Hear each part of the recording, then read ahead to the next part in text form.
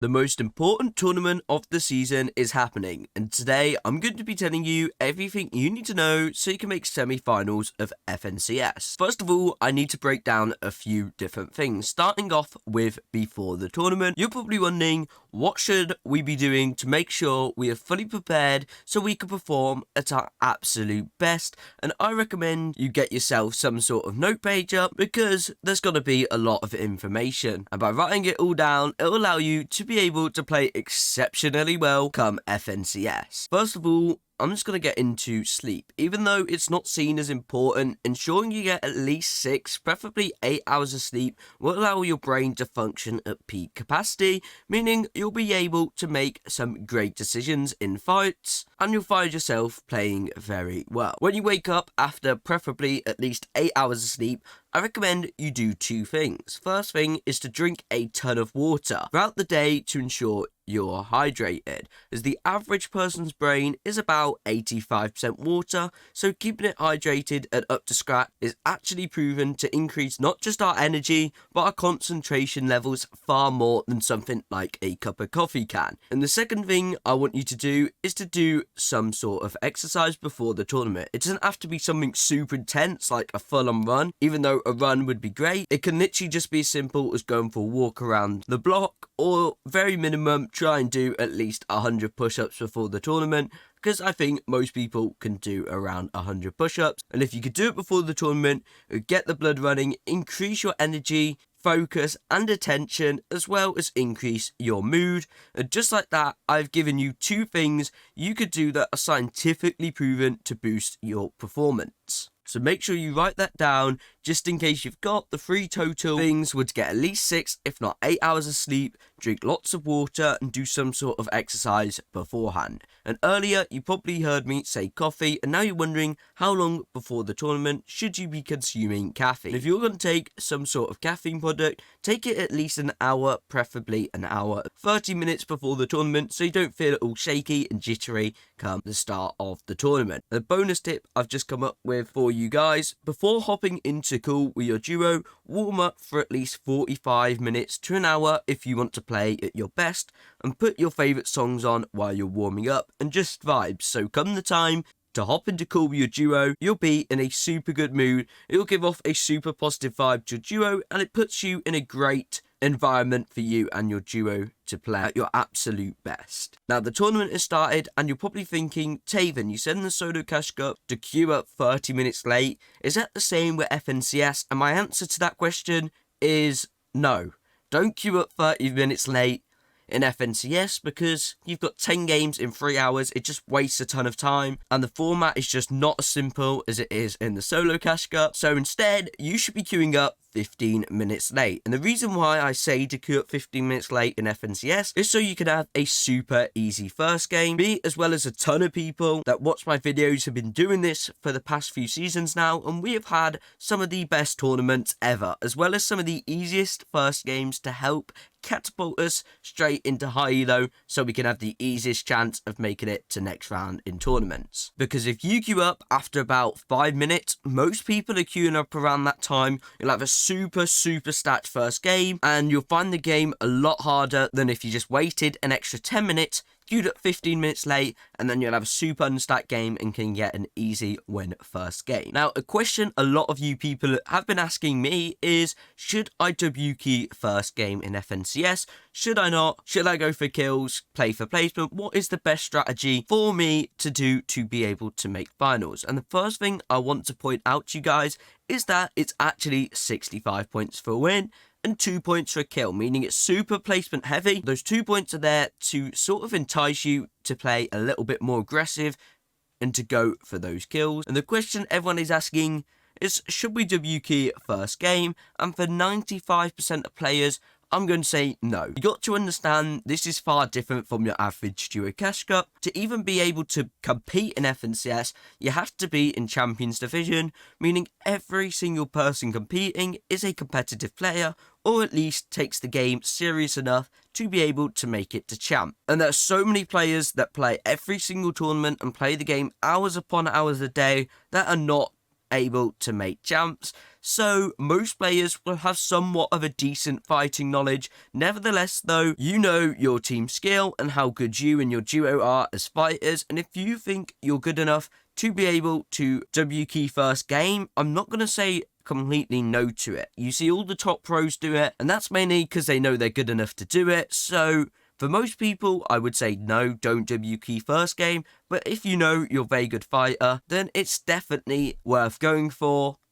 But for most people, I would probably say stay away from it and just play for those placements. I think if you're a little bit on the edge on whether you should be W keying or not, I think the best way to look at it is look at your duo cash cup. If you've managed to drop a 30 plus kill game in a duo cash cup in your first game before, then it might be worth W keying. If not, then the chances are you'll be better off playing for endgame and farming them placement points, taking kills when you see them endgame through refreshes and double spraying players, and of course picking up those off spawn kills from your drop spot. My next tip is don't be afraid to take risks. Think about it this way, you're going to miss 100% of the shots that you don't take, and one of the biggest mistakes players make in FNCS is getting to that high elo, not backing their skill sets, and playing super nervous and super afraid to take any risks at all. And I've even played in cash cups with people before that are afraid to land at their main drop spot after getting to high elo. You need to understand, if you make it to high elo, that you made it there because that is your skill level, and you could be even 5 points away from qual and decide, you know what, let's land somewhere else. That's a massive mistake a ton of people do when getting close to qual. Dip off to a different drop spot to do a complete different loot route they don't know, do completely different mid-game rotates they don't know, get caught up in mid-game or die to surge because they don't know their spot that they're landing. So don't be afraid to take risks and contest your drop spot even if you're 2 points away from qual, because you got to come into these tournaments and think each and every game you have literally nothing to lose and only points to gain. So don't be afraid to W key a duo if you know deep in your heart that you think you'll win the fight, because if you think at the time that's the best move to make, then there is nothing wrong with that. If you make a mistake, so what, GG's, go next. Every single mistake most people make in their life at times, they think is the best move to make at the time. So as long as you think it is the best move to make at the time, don't beat yourself up over it, even if you do end up dying from that move. I think a great example of when you should be taking a risk is when you're super scuffed in endgame. I know we've all had a situation where we've got to endgame, we just need a refresh, but we also need to get like a top 5 or something to qual. And the worst mistake that you can make in this situation is not taking a risk at all and end up dying in 20th place. And staying scuffed, wasting more time and just end up dying. So don't be afraid to take risks. Some will pay off, some won't. It's just how life works. But don't be afraid to make them, because that is the difference between someone who qualifies and someone who doesn't. Next thing I want to talk about is the Kinetic blade. It's super meta right now, and if you don't have one, you're going to be left behind. You're going to struggle so much in endgame, it is unreal. So if you're stuck without a drop spot right now, wondering where you should land, 99% of you probably open up Fortnite.gg and land at a spot that has 2 or at least 1 at minimum Kinetic blade spawns, because they are super broken currently. If you manage to get 2 of them, you can get a super easy top 5, no problem. Or you can even land at a spot that has got 1 sword spawn and that new mythic, I'm not too sure what's called, but the new mythic I think is very similar to the sword. So don't be afraid to land at one of these spots, because you're setting yourself up with the most meta weapon in the whole entire game right now. And if you can get it right off spawn, it will take a massive weight off your shoulder and make it much easier to get yourself into those endgame. My biggest tip for people who have the blade is to stick on a mid-ground layer, use the blade twice, build a single box and just repeat. You can get so much placement from it. I've been doing it recently. It is just unreal how much placement you can get from literally just blading up twice and building a single bot. And at times it might even be worth fighting for it. Now I want to quickly touch on the zones and some of the zone changes. If you don't know already, Epic changed the zones so the moving zones go much slower. So if the game is stacked, the moving zones will go much quicker, and if it's unstacked, the moving zones will go much slower. So just to speed up the games a bit quicker. Most of your FNCS games though are going to have a slow zone. Before, the problem was you'd get a moving zone and you'd you'd have like 30 different players in this tiny zone,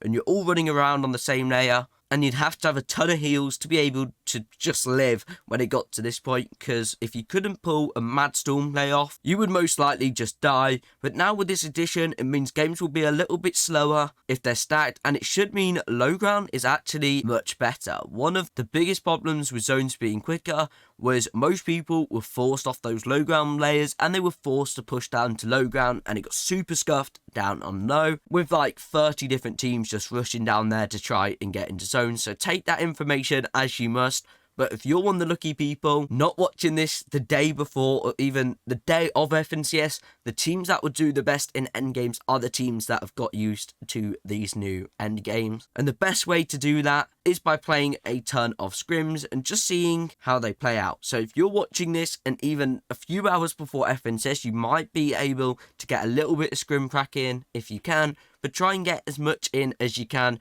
so you can get used to the new zone changes Epic Games made. Now, I have a couple final things I just want to talk about, and the first one is complaining at your duo. Now, this is something I have experienced usually when you play with teammates that are just random fields on Discord, but every time your teammate makes a mistake, please don't rip into him for it after he made the mistake. I promise you, he is fully aware of the mistake he made. Maybe tell him later on, don't tell him after he made a big mistake, or maybe not even in the same game. Point it out the next day when you're VOD reviewing your games, as he might be feeling a bit mad. And the worst thing you can do is say, why did you hop in their box? We've got to win the fight or something like that, because it does two things. It one makes the guy feel really bad about himself for the mistake, even if your intentions are not that, it's just to make them aware of the mistake.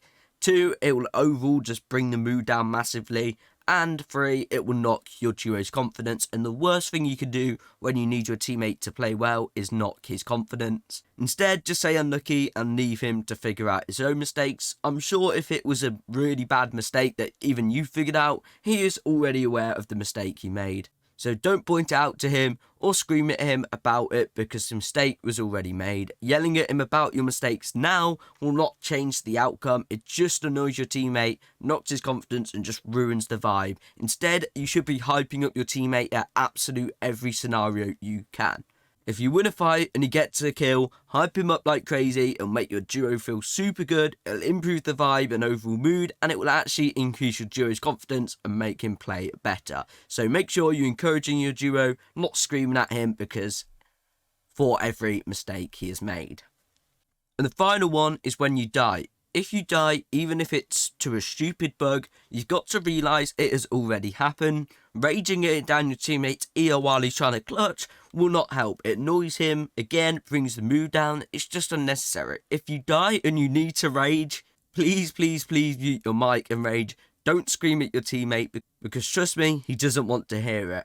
And the final thing I want to touch on is death comms. One of the biggest mistakes players make, and you probably make this, and that's telling your teammate what to do. Unless you see him about to make a really obvious mistake, the only comms you should be making is crucial comms like mats in endgame, maybe some words of encouragement if you see the pressure get into your teammate. Apart from that, let them cook, let them play their own game, because your duo knows what works for them and how they play. So they're about to play a move that is going to work, and you say, take your minis or something, you might potentially throw them off and cause them to have a play that actually ends up losing the fight. I think the worst comm people always made for me was telling me to heal. If I know I can't pop meds, or I know I can't get many meds off in a situation, part of my playstyle was being able to play super safe on low HP to get counter damage. Now, for a lot of people, this isn't their playstyle, and more often than not, most people should just take the one, maybe two minis they could pop.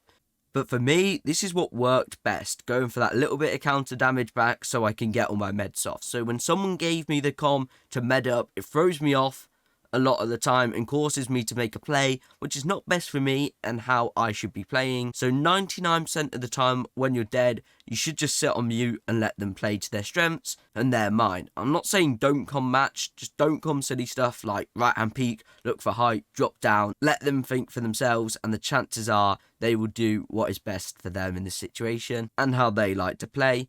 even if it's maybe not the best play to make or play that you would make. Anyways, I wish you all of the best in FNCS. If you manage to qualify, please tell me down in the comments, as I'd love to know, as I reply to all comments, or just ask me some questions, comments. I respond to all of them, so if you like the video, please help the algorithm by hitting the like and subscribe button. I do videos like this breaking down all tournaments, and if you like this video, you may also like this video on screen now.